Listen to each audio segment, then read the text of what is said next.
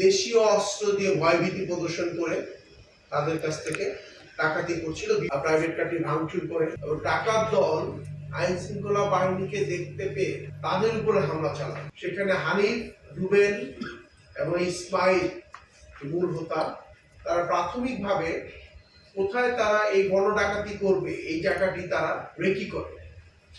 রেকির পরবর্তী সময়ে তারা সিদ্ধান্ত নেয় মূলত মাওনা চৌরাস্তা হতে কালিয়াকুড়ে যে রাস্তা গিয়েছে সেখানে একটি ব্রিজ রয়েছে, সেই ব্রিজের সামনে একটি জায়গায় তারা গাছের গুড়ি ফেলে তারা গণ ডাকাতি করবে, এই প্রিপারেশনটি তারা নিয়ে নেয়। তারপরে রাত্রে খাওয়া দাওয়া সম্পন্ন করার পর আনুমানিক রাত্র 1টা থেকে তারা এই 6 জন ডাকাতি শুরু করে, গণ ডাকাতি, এবং সেখান দিয়ে বিভিন্ন প্রাইভেট কার, বিভিন্ন সিএনজি এই গাড়িগুলো যখন যাচ্ছিল প্রতিটি গাড়ি তারা আটকে দেশীয় অস্ত্র দিয়ে ভয়ভীতি প্রদর্শন করে তাদের কাছ থেকে ডাকাতি করছিল, বিভিন্ন সরঞ্জামাদি ছিনিয়ে নিচ্ছিল। এই ডাকাতি করাকালীন সময়ে একটি প্রাইভেট কারেও তারা ডাকাতি করে, সেখানে তারা প্রাইভেট কারটি ভাঙচুর করে এবং সেখান থেকেও তারা বেশ কিছু প্রায় 90,000 টাকা সহ বেশ কিছু পরিমাণ সরঞ্জামাদি তারা ডাকাতি করে। মূলত এর পরপরই যারা ডাকাতির শিকার হয়েছে তারা সেখানে আইন শৃঙ্খলা বাহিনীকে খবর দেন এবং তৎক্ষণাৎ সেখানে দায়িত্বে থাকা টহল পুলিশের দল তারা ঘটনাস্থলের দিকে যায় এবং যতটুকু জিজ্ঞাসাবাদে আমরা জানতে পেরেছি যে একটি সিএনজির মাধ্যমে 4 জন আইন শৃঙ্খলা বাহিনীর সদস্য সেখানে যায়।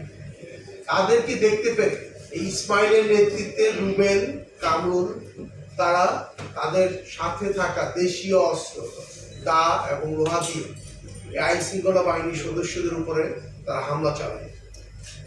সেখানে 2 জন গুরুতর আহত হয় এবং এই 2 জনকে যখন তারা আহত করেই তারা ঘটনাস্থল থেকে পালিয়ে যায়। পালিয়ে যাওয়ার সময়, রাস্তা পার হওয়ার সময় রুবেল অন্য একটি গাড়ির সাথে তারা দুর্ঘটনায় পতিত হয় এবং যখন আমাদের আইন শৃঙ্খলা বাহিনী সেখানে গুরুতর জখম হয়, সাথে সাথে অতিরিক্ত পুলিশ ঘটনাস্থলে যায়।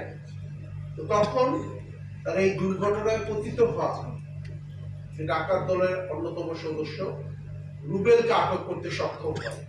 উক্ত ঘটনাটি ব্যাপক চাঞ্চল্যের সৃষ্টি করে। আইন শৃঙ্খলা বাহিনীর 2 জন সদস্য গুরুতর আহত অবস্থা, তাদেরকে হাসপাতালে নেওয়া হয় এবং সেই ডাকাত যে কিনা দুর্ঘটনায় পতিত হয় তাকেও হাসপাতালে নেওয়া হয়।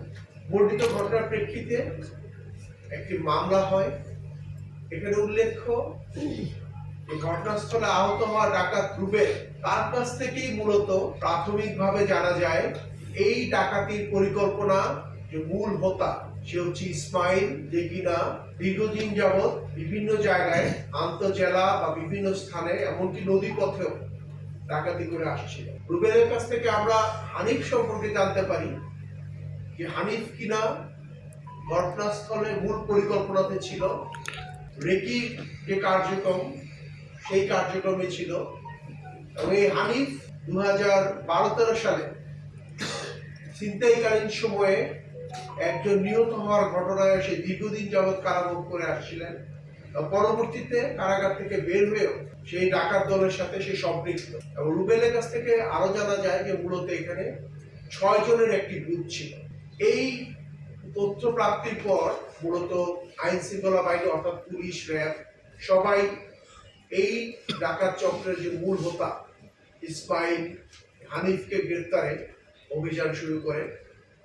এরই ধারাবাহিকতায় মূলত আজকে রাতে মধ্যরাতে র্যাব 1 এবং র্যাব 10-এর আভিযানিক দল এই ডাকাত চক্রের যে মূল হোতা ইসমাইলকে কেরানীগঞ্জ থেকে আটক করতে সক্ষম হয়। পরবর্তীতে তার তথ্যের ভিত্তিতেই আরো 2 জন সক্রিয় সদস্য অর্থাৎ হানিফের কথা আমরা বলেছি, হানিফকে কেরানীগঞ্জ থেকে গ্রেফতার করা হয় এবং কামরুল নামে আরেকজন, যিনি কিনা এই গাজীপুর এলাকা শনাক্ত করতে এবং গাজীপুরে যে এবার ডাকাতিটা হয়েছে এইটার সম্পর্কে তথ্য দিতে তাকে ব্যবহার করা হয়। সেই কামরুলকেও আটক করা হয়। এখানে একটি মজার বিষয় হচ্ছে যে এই যে ডাকাত দলের সদস্যরা তারা কেউই কিন্তু একসাথে দীর্ঘদিন যাবৎ যে তারা ডাকাতি করছে ব্যাপারটি কিন্তু এরকম না।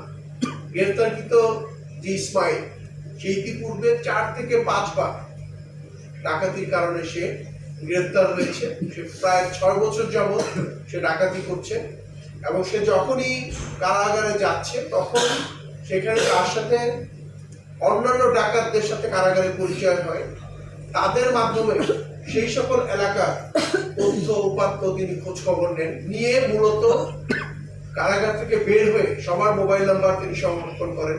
কারাগার থেকে বের হয়ে প্রতিবার ডাকাতির সময় এক এক গ্রুপ অর্থাৎ তাদের এলাকায় যারা আছেন যোগাযোগ করে সেই সকল এলাকায় তারা ডাকাতি করে।